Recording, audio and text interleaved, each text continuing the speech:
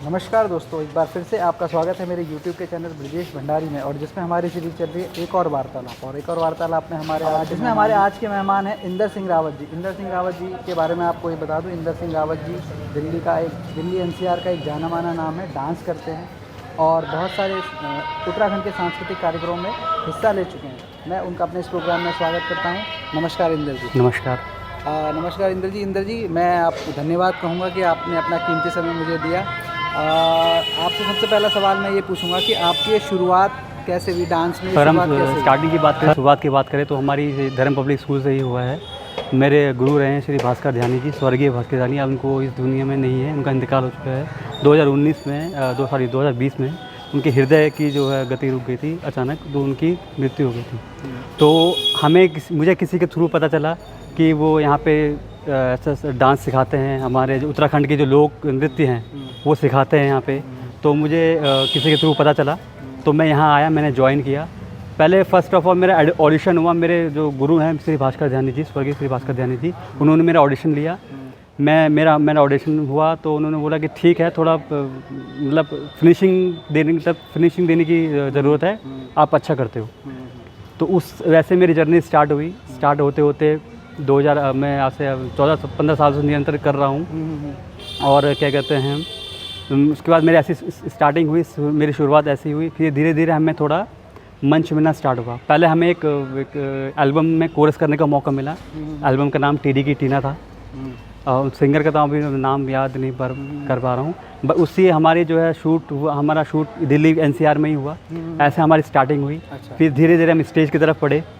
Stage में हमें सबसे बड़ा मौका दिया, मैं कहना चाहूँगा स्टेज में मुझे सबसे बड़ा मौका मेरे भास्कर ध्यानी जी के थ्रू से ही दिया। श्री राजेंद्र चौहान जी, आप म्यूज़िक उत्तराखंड में जो माना जाना जो है क्या कहते हैं नाम है, राजेंद्र चौहान जी और कल्पना चौहान जी, उनसे मैं जुड़ा। धीरे धीरे मुझे स्टेज देखने को मिला। स्टेज में क्या क्या होता है वो मुझे सीखने को मिला। स्टेज में अब कैसे कैसे नृत्य किया जाता है, काफ़ी कौन सी पोजीशन रहती है, क्या रहती है, वो मुझे सीखने को मिला।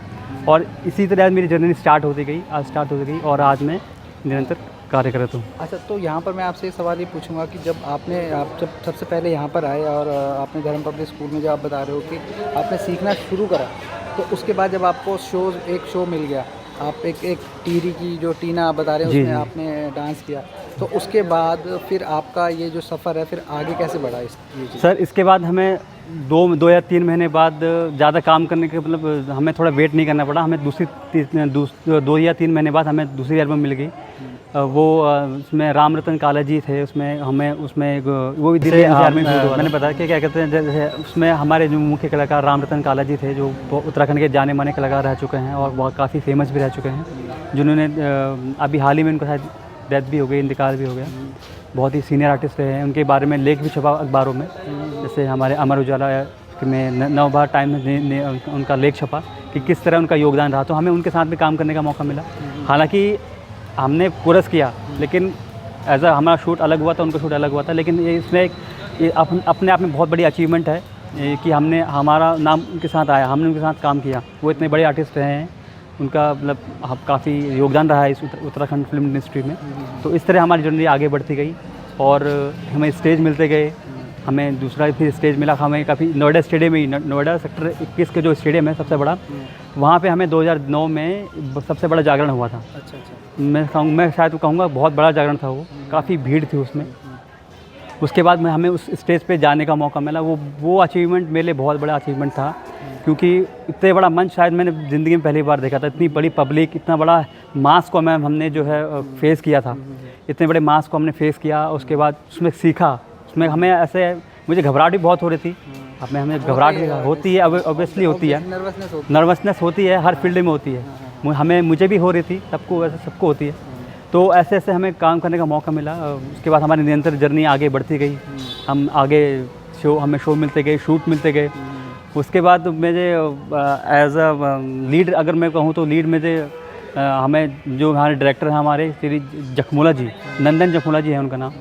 उन्होंने काफ़ी उनके जो है काफ़ी योगदान है इस उत्तराखंड फिल्म इंडस्ट्री में। उन्होंने काफ़ी फिल्म भी लिखी हैं। एक फीचर फिल्म है कर्मों को फल, उन्होंने वो भी लिखा है। उसके डायलॉग्स में संपादन राइटर उनके वही हैं। तो उनके साथ मुझे जुड़ने का मौका मिला। उनके साथ मैंने एक एल्बम करी है रत्नाशाली। उसमें मुझे एज अ लीड भी किया, मैंने कोरस भी किया, मुझे अच्छा लगा। और जो है उसके बाद मेरी निरंतर आगे जर्नी बढ़ती गई। उसके बाद जो है मेरे श्रवण भारद्वाज जी, एक उत्तराखंड के फेमस सिंगर ही रहे हैं, वो हैं बल्कि वो बहुत ही अच्छा गाते हैं। उनके साथ मुझे काम करने का मौका मिला। उनकी एक एल्बम थी छैला भौजी, तो उसमें मुझे उसमें भी मुझे एज अ लीडर और एज अ कोरस दोनों मैंने काम किया। देखो काम कुछ छोटा बड़ा नहीं होता, जो मुझे काम मिला मैंने दिल से एक्सेप्ट किया, उस पर मेहनत करी, उस पर काम किया। और उसके बाद मेरी निरंतर आगे थोड़ा जर्नी बढ़ती गई। बट किसी कारण वो होता है ना, कलाकार के ज़िंदगी में भी मोड़, एक कलाकार भी एक इंसान होता है, उसकी ज़िंदगी में कुछ मोड़ होते हैं, कुछ उतार आते रहते हैं, उतार चढ़ाव आते रहते हैं। मेरी ज़िंदगी में भी आया उतार चढ़ाव। मेरे कुछ ऐसे पर्सनल काम थे जो नहीं हो पा रहे थे, और क्या कहते हैं, जो मैंने फिर थोड़ा अपने डांस में गैप भी दिया। गैप थोड़ा कम समय का था, बट लेकिन ये ज़्यादा होता गया, और ये कम निरंतर जब 4-5 साल को गैप करीब में हो गया। अच्छा। फिर उसके बाद जो है हमारे एक बंटी भाई हैं, वो तो हमारे बहुत सीनियर आर्टिस्ट हैं, बंटी शर्मा। उन्होंने मुझे कॉल किया, तुम कहाँ हो, तुम तो इस फील्ड से चले गए, गायब भी हो गए, एक तरह से किनारा हो गए। मैंने कहा मैं किनारा नहीं हुआ हूँ, मुझे बस थोड़ा किसी ने कॉल नहीं किया, तो मैंने भी किसी को कॉल नहीं किया। तो उसने बोला कि नहीं, हम एक नया मैं स्टार्ट कर रहा हूँ, स्टार्टअप कर रहा हूँ, एक नया वो चैनल, मतलब एक नया ग्रुप बना रहा हूँ। तो रुद्रांश कला मंच से मैं जुड़ा, फिर उस पर मैंने काम स्टार्ट किया, उनके साथ जुड़ा, उनके साथ काम किया। मुझे काम करके बहुत अच्छा लगा। बंटी शर्मा जी, मैंने बहुत कुछ सीखा भी है उनसे, उनसे मैंने बहुत कुछ सीखा, उन्होंने मुझे बहुत कुछ सिखाया। और बोलते हैं एक टीचर वो होता है बहुत ही बड़ा होता है, उन्होंने मुझे कुछ इसके बदले कुछ नहीं बोलते हैं कि वो उन्होंने बोला कि तुम काम करो, मैं सिखाने वाला मैं हूँ। सपोर्ट बहुत किया उन्होंने मैंने उनसे काम लिया, उन्होंने मुझसे काम भी करवाया। और जो है उसके बाद मेरी फिर जर्नी आगे बढ़ती चली गई।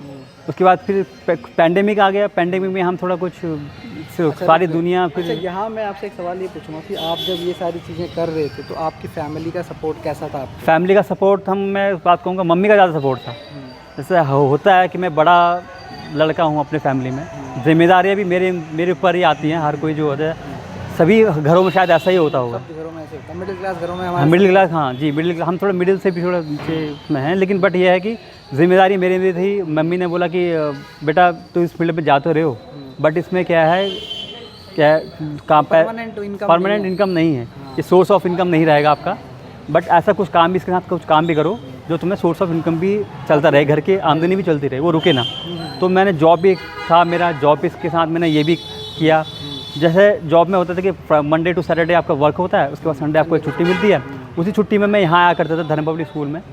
इसमें मैं इंदिरा मैडम का भी बहुत सहयोग था, उन्होंने भी हमें बहुत सपोर्ट किया।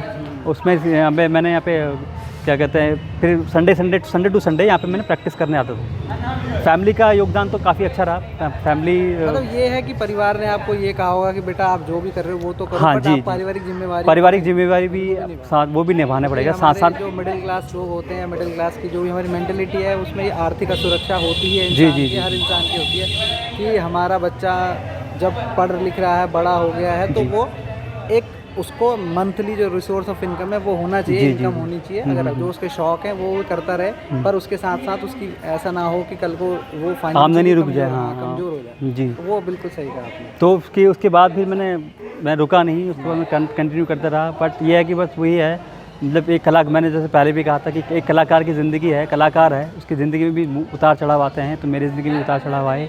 कुछ टाइम के लिए मैंने ब्रेक लिया, ब्रेक के बाद फिर मैंने स्टैंड अप हुआ, कंटिन्यू किया इस चीज़ को। आज मैं पर्वतीय कला संगम से जुड़ा हूँ।